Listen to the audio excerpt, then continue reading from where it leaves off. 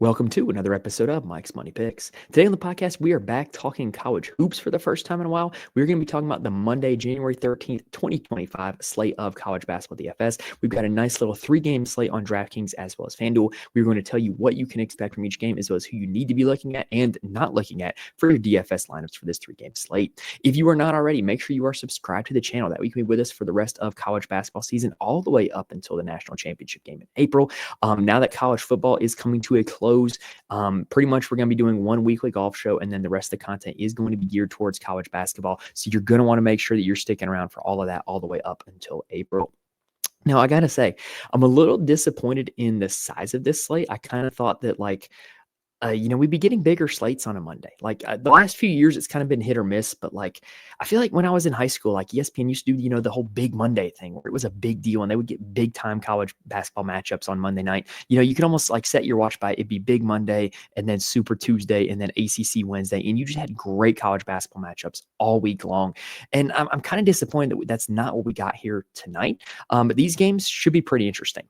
Looking at the DFS slate as a whole already, I feel like the natural comparison for this slate to me is like a Sudoku puzzle. I don't know if you've ever done Sudoku. I know that was a thing that was popular around 2005. So maybe I'm dating myself a little bit here, but in Sudoku, you can only use the numbers 1 through 9 one time, pretty much, right? It ends up being 9 total, but for each segment, you can use it one time. And so, the strategy would be can this number go here? Well, this number can't go here, and we can't use this number again. And so we got to use that number, right? And so to me, this slate feels a little bit like a Sudoku puzzle. There are a lot of players where they're negatively correlated to each other. So it feels like, okay, if I put this guy in my lineup, then I don't want this guy in my lineup, and I don't want this guy in my lineup, and I want this guy. You're just all kinds of mini correlations that you can build that I think by doing the research and looking at the data, you can be a little bit privy to and have a little bit more success on this slate. So anyway, now that little metaphor is over, let's go ahead and dive in and talk about these specific plays that I'm talking about. All right, so game number 1 here on this slate is going to be the matchup between Minnesota and Maryland. Keep in mind, this is a 6:30 start on this slate. The first 2 games are at 6:30. So if you do miss the 6:30 start, you are going to be looking at not having a valid lineup for the slate. For this matchup, KenPom has the projected score as Maryland 76, Minnesota 60. That is a game total of 136 points, which is the lowest on the slate by 3 points. Minnesota is the lowest projected scoring team on the slate, with Maryland being second. These are 2 teams that do not exactly look to push the tempo, hence why the projected score is so low. And neither of these 2 teams have really filled it up in conference play. Minnesota is a team that ranks 359th in tempo, whereas Maryland on the other side ranks 94th in tempo. So it's a little bit of a pace up for Minnesota, big time pace down spot for Maryland. Now on the Minnesota side, here's where I was talking about where they have a lot of guys who are negatively correlated. The good news is that this team they do not play a lot of bench minutes. They're outside the top 200 nationally in total bench minutes. This is a team that's going to play their starters heavy if they can stay out of foul trouble. And those starters that they're going to play a ton are going to be Dawson Garcia, Lucai Patterson, Mike Mitchell, and Parker Fox. They will all play big minutes if they stay out of foul trouble. That 5th spot on the floor, which is kind of like an off-ball wing, is going to be split between Femi Odakale and Isaac Asuma. And then the other guys off the bench that play just a little bit are Frank Mitchell and Brennan Rigsby.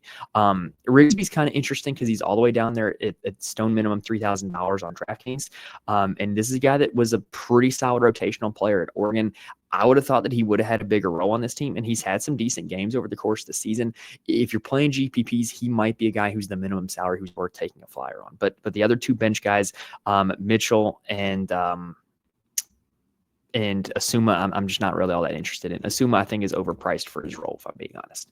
All right, now, at the top of this team, Dawson Garcia leads the team with a 26% usage rate and 26% shot rate. He is their starting center. He is pretty dominant down low. If a team does not have a big who can match up with him athletically, he tends to do pretty well. 32 DraftKings points against Purdue, 36 DraftKings points against Wisconsin are evidence of that. However, he is big time prone to foul trouble because he's guarding the other team's center, right? Especially if that's one of the other team's better players. That is going to be the case with Maryland, where their 2 best players are their 2 starting bigs. Against Ohio State, he got in a little bit of foul trouble, only played 29 minutes, only put up up 18 DraftKings points. So that's a little bit of a risk that comes with Dawson Garcia, but he is this team's best player when he is out there on the floor. What's interesting, though, is that their second best player is Lucai Patterson. Lucai Patterson has seen a big-time bump since conference play has started. In fact, he's been over a 26% usage rate in every single game he's played this season against Power 5 competition. The one thing that's interesting with him, though, is that his three best performances of the season against Ohio State, against Purdue, and against Wichita have all come when Dawson Garcia has been under 33 DraftKings points every single time. In fact, every time that Lucai Patterson has been over 28, Dawson Garcia has only been over 28 one time. So those two guys are negatively correlated. I would not recommend playing both of them together. And it absolutely makes sense. Lucai Patterson is a shot volume dependent guard. Yes, he does put up rebounds and assists. Like, he's not just, purely a scorer, but in terms of him reaching his full potential from a DraftKings scoring perspective, he's going to need a lot of shots. And if he's taking the shots, it means that Dawson Garcia is not taking the shots. I got to watch Lucai Patterson up close and personal when he was at Charlotte. I am an alumnus of the Charlotte 49ers, go Niners.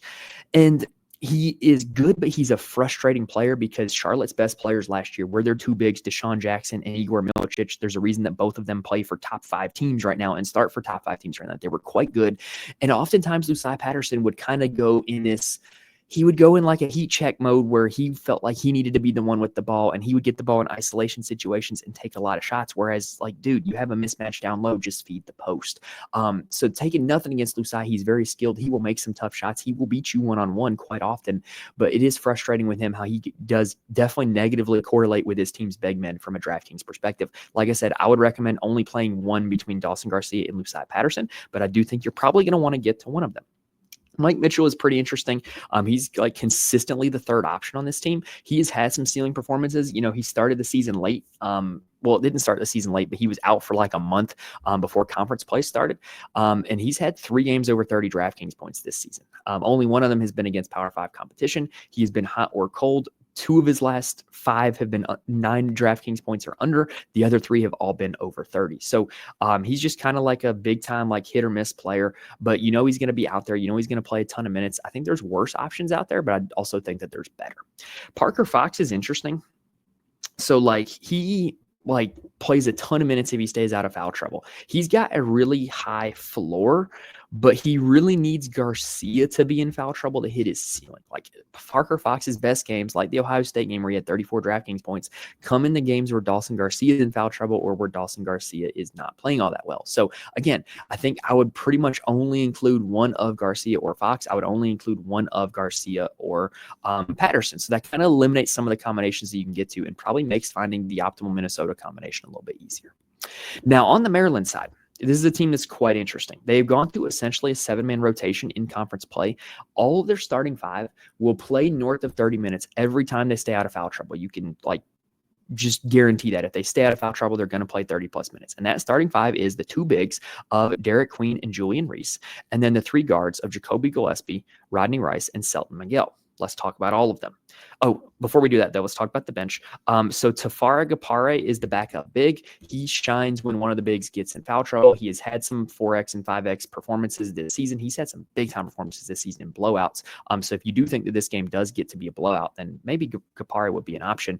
And then the other backup that plays is Deshaun Harris-Smith. He was a very promising freshman for them last season, but they went out in the transfer portal and they got other guards that kind of took away his starting spot. And he's pretty good when he's out there. He's a decent points per minute option from a DraftKings perspective, but he needs one of the starting guards to get in foul trouble in order to play peak minutes and see peak performance. So now let's talk about the 2 bigs, Julian Reese and Derek Queen. So from the skill set perspective, I don't know which one of them I would call the 5 and which one of them I would call the 4, because Queen is slightly taller, but Reese is slightly heavier. Reese has not made a 3-pointer this season. I believe he's 0 for 2, whereas Derek Queen is 2 for 19. So it's not exactly like either of these guys are floor spacers. It's not exactly like either of these guys are like a true power forward. Like they're kind of like having two centers at the same time. What's real interesting though is I would only recommend playing one of them in your lineups. If you look at the last 6 games, there's been times where Reese has been over 40 fantasy points. There's been times where Queen has been over 40 fantasy points. Like they're both great players, but they aren't ever great together. They've only hit 4x value both in the same game once in the last 6 games. That's just not a very high likelihood of doing it. And so I'm really just not interested in playing both of them together. And the one game that they did was against Maryland Eastern Shore. It wasn't against Power 5 competition. So I highly recommend playing one of them. I'm probably not going to be playing both of them in the same lineup though. For the guards, Jacoby Gillespie has seen a big-time usage bump since conference play has started. In his last 3 games, even including the one where he fouled out in 18 minutes against Washington, he's been over a 27% usage rate in all 3 of those games. He is seeing a ton of shots. He's having the ball in his hands a ton. He averages 4 assists per game, so he's not just a scorer. And against UCLA, he played 35 minutes, put up 45 DraftKings points. This is a guy who can absolutely fill up the stat sheet. He's seeing more and more usage now that we are in conference play. He's turning into their best guard. And I still think $8,200, it's a little more than I would have liked to see his price tag at, but I think it's quite reasonable to pay, and he is my favorite of the 3 guard options on this team. Rodney Rice and Selton Miguel are very similar players from a fantasy perspective. They are wings who are scoring dependent, don't put up a whole lot of peripheral stats, and are going to play north of 30 minutes if they do not get in foul trouble. It's just hard to advocate for playing them at their salaries though. Like the only argument here would be like, okay, well, what if Maryland scores like 85 points? Well, then it stands to reason that one of the 2 of them is going to have quite a bit, right? Because it can't all be Gillespie in the 2 bigs. Or, what if we get a Jacoby Gillespie foul trouble game and maybe Selton Miguel takes over more of a point guard role, or maybe Rodney Rice takes over more of a point guard role. Like I fail to see the reasoning to play them like from an optimal perspective, but it wouldn't shock me if either of them went off from a big game. And then the other 2 guys I will mention, Jordan Geronimo and Jay Young, they will play if one of the starters gets in foul trouble, but they are not a regular part of the rotation. Like in the last game, Geronimo only played 1 minute against UCLA, and Jay Young only played 7 minutes in that game as well. So you would need foul trouble for either of the 2 of them to see the floor. All right, that is game number 1. Let's take a quick breather, and then we're going to talk about game number 2.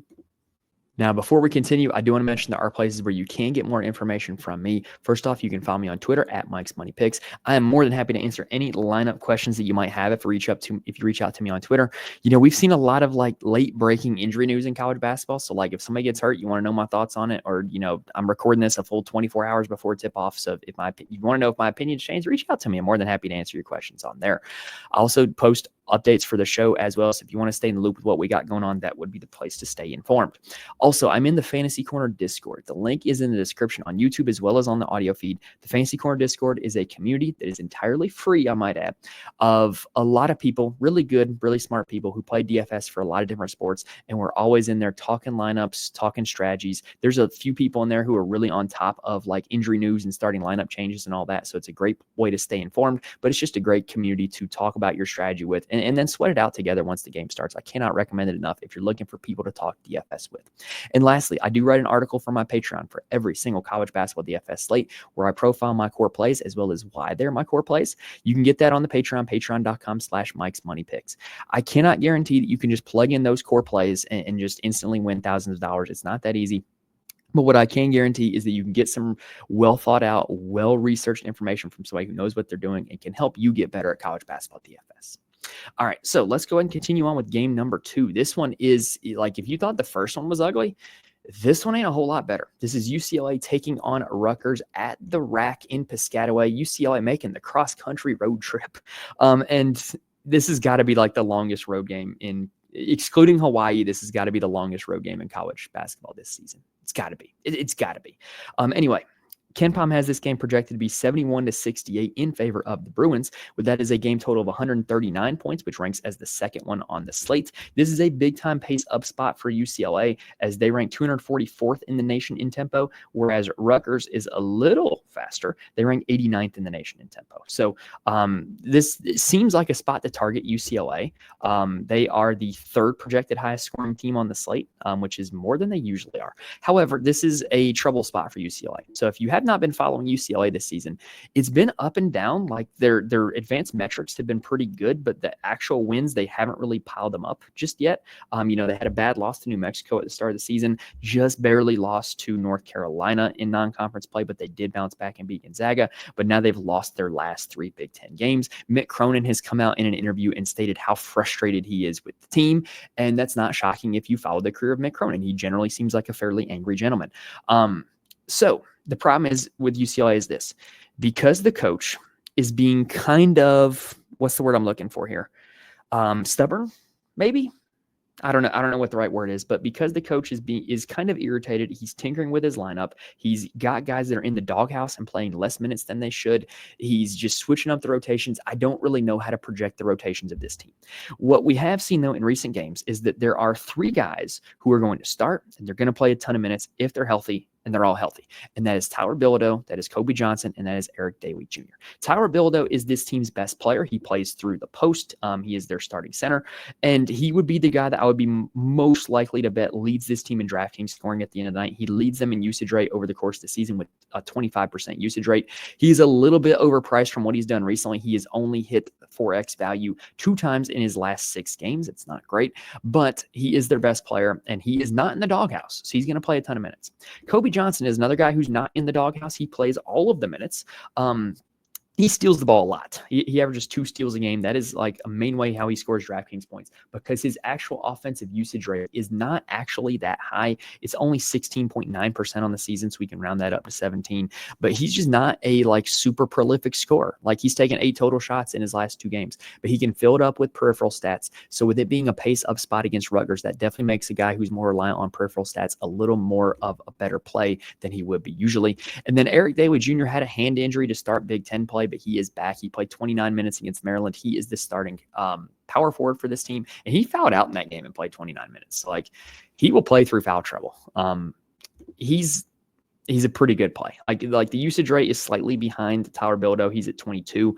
I do like for price adjusted, I think you can argue that he's a better play than Tyler Bilodeau. All right, now in their last game, what UCLA did was they started, in addition to those 3, Sky Clark and Dylan Andrews. However, neither of them played above 23 minutes. Sky Clark is one of the lowest usage rates on the team. He is not a prolific scorer, and he just hasn't been all that great from a fantasy perspective recently. Dylan Andrews is the point guard that Mick Cronin has been quite frustrated with over the last 2 seasons. Just not a super involved player on the offense, and so he started but did not play a whole lot in the last game.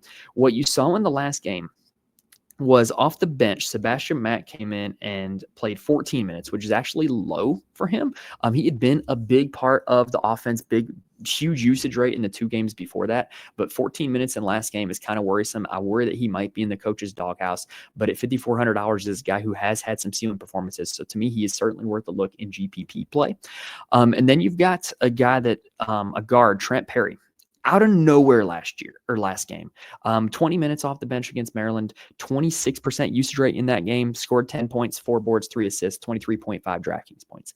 So if Mick Cronin is angry at his team, thinks they're soft, ready to generate a new identity, and the first game after that, he goes and plays Trent Perry 20 minutes, maybe that's a sign that Trent Perry is going to continue to play more minutes. I certainly think, again, kind of like the same thing I thought with Sebastian Mack, I think he's a great GPP play, but there's very little security in playing any of these UCLA guys outside of their top 3. William Kyle and Ade Mara are their backup bigs, but they play very sparingly. You would need foul trouble from Bilodeau or Daly for them to play significant minutes. All right, now another team that is in flux is Rutgers, this is a team that should not be in flux. This is a team that's very talented. They've got 2 guys who are going to go in the top 5 in the NBA draft on this team. They should be better than this. But what they're dealing with right now is that Dylan Harper is battling an illness. He's apparently lost 10 pounds from this illness, and he missed a game, and then he came back against Wisconsin, only played 15 minutes, came back against Purdue, played 28. It's been over a week since then, so you got to feel like he's back from this illness at this point, and $7,400 is way too cheap if he is all the way back. This is a guy who's put up over 60 DraftKings points this season, which is an absurd thing to say, but it's been done. So if Dylan Harper is all the way back, he absolutely has the upside to break the slate at 7,400. It's just unknown if he is all the way back because apparently that sickness hit him pretty hard. Ace Bailey is the other Rutgers alpha player, the other projected top 5 pick.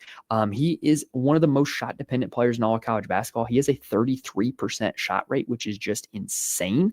And that's really how he picks up a lot of his DraftKings points. He is much more shot dependent than Dylan Harper is. Harper will get you a blend of rebounds and assists, whereas Bailey is not going to get you very many assists at all. And he's not going to out rebound Harper by a whole lot. So really you would need Ace Bailey to have a prolific scoring night. And his most prolific scoring nights, like you never know when they're going to come. I would personally rather bank on Harper $2,000 cheaper, bank on Harper being healthy than try to play Ace Bailey at $9,400 when he's priced up all the way there and he's a shot dependent player.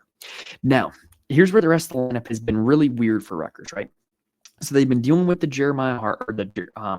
they've been dealing with the Dylan Harper illness. Sorry, the next player I was going to talk about, his first name is Jeremiah, so I got a little stumbled there. They've been dealing with the Dylan Harper illness, and so they've been tinkering with the starting lineup. In the last game, Michael Davis started and Jeremiah Williams started as 2 more guards. Jeremiah Williams is a guy that I don't know why he is priced up at $5,200 on DraftKings. He should not be this high. He is not a significant piece of the offense on this team. Last game, he played 14 minutes, was not in foul trouble, only took 1 shot. I have a very tough time arguing to roster him at $5,200. JaMychal Davis has been in and out of the starting lineup. He's had some decent games. He's had a 34 and a 26 in the game log.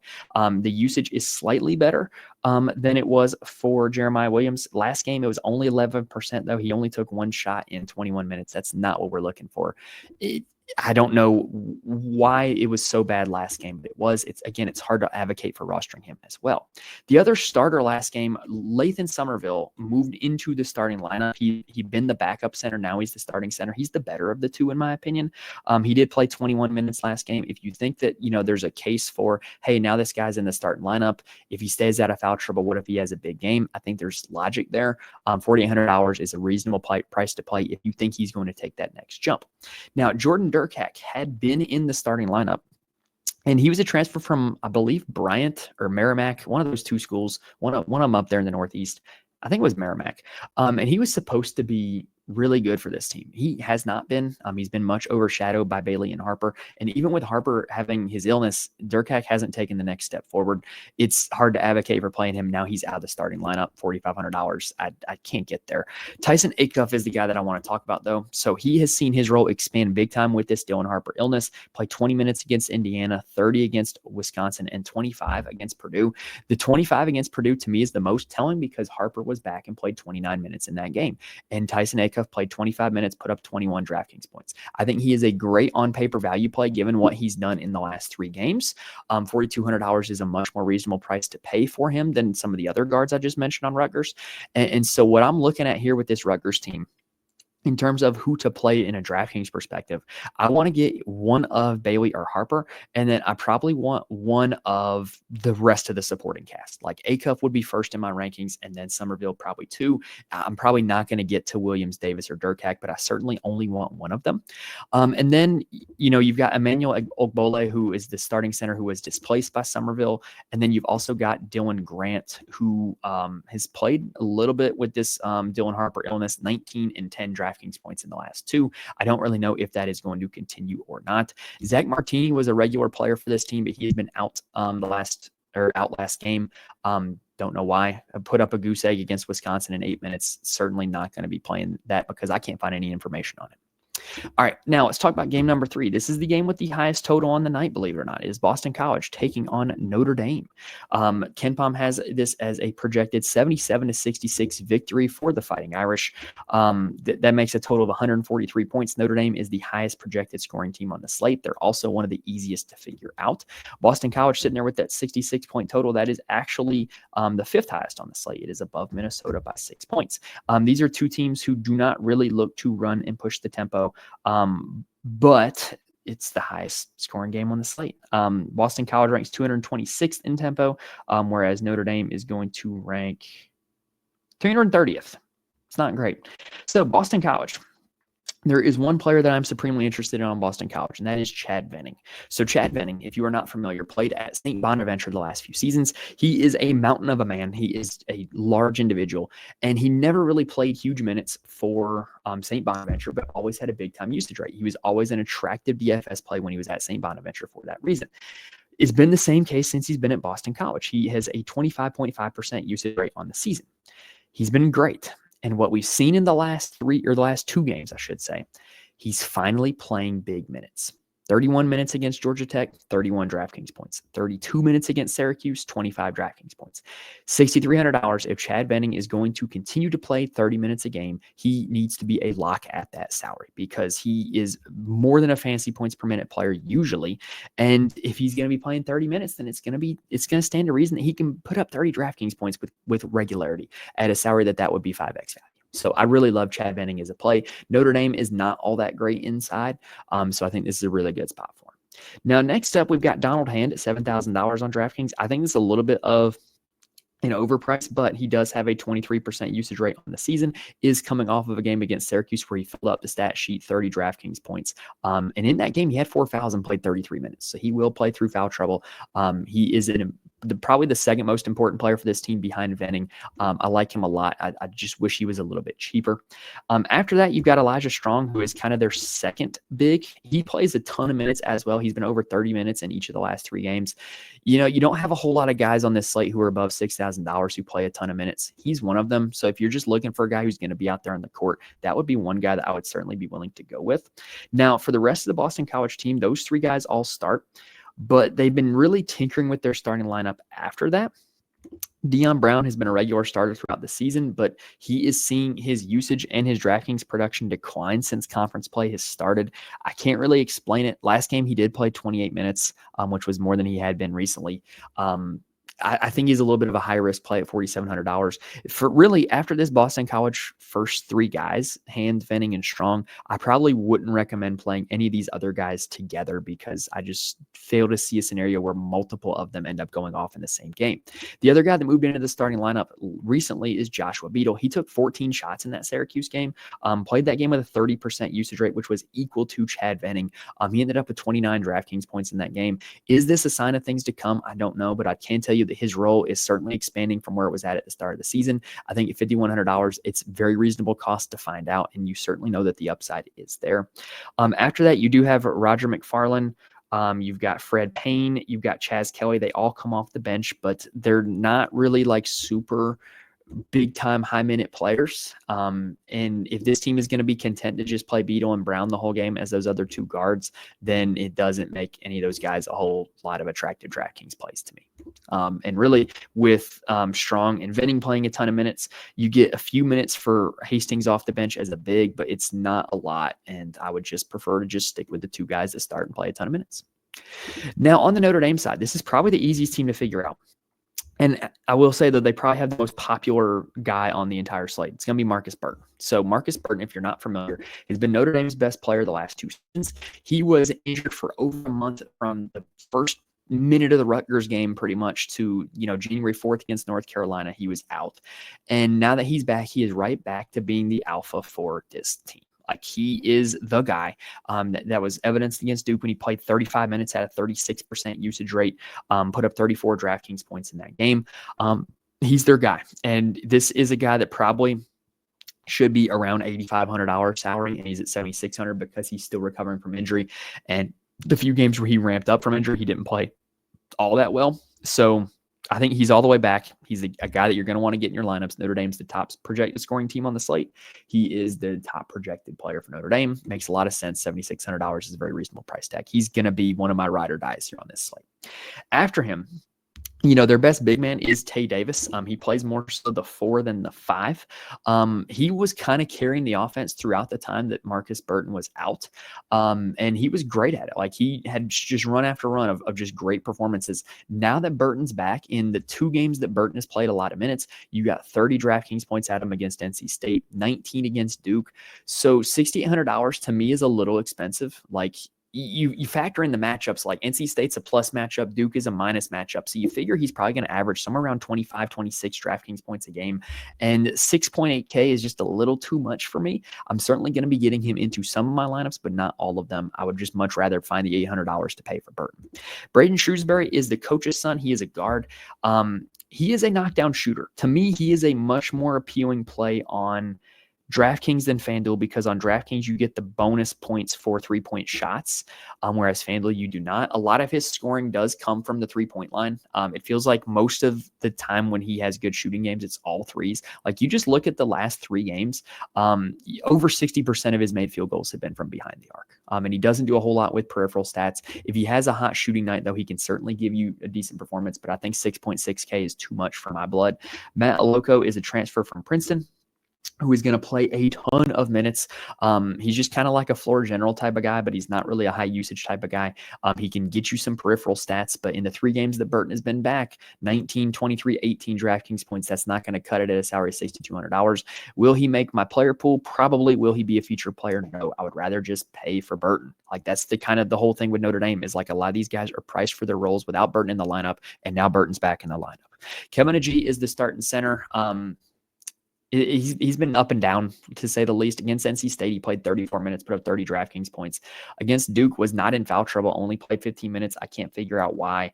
But they just opted to play more of Tay Davis at the 5, I guess, which kind of makes sense if Duke was going Malik Brown at the 5. Well, Boston College has got Chad Benning, so G is going to be needed to match up against Chad Benning.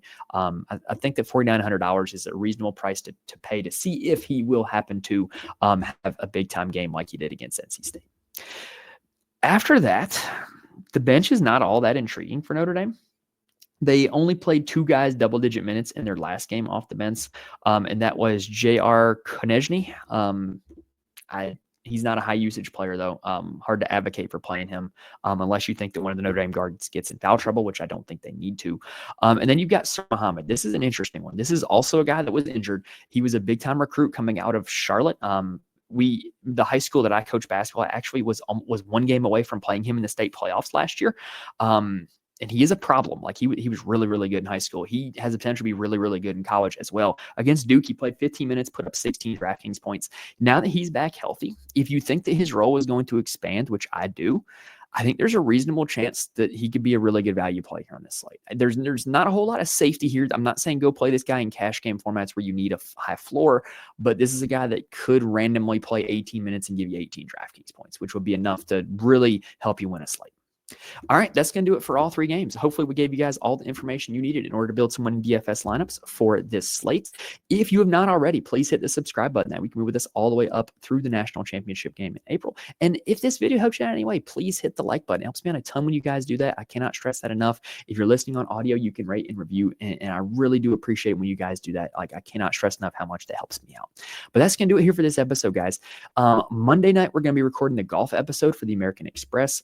Tuesday night, I'm most likely going to have a high school basketball game to coach, so I don't know if I'm going to record a Tuesday episode for the Wednesday slate, but I will look to be back later on in the week. So make sure you're subscribed and you can be here for that. But in the meantime, best of luck to you guys on this Monday night slate. Hopefully we're able to help you guys win some money tomorrow night. Thank you guys for watching and listening to this point, and I will see you guys next time.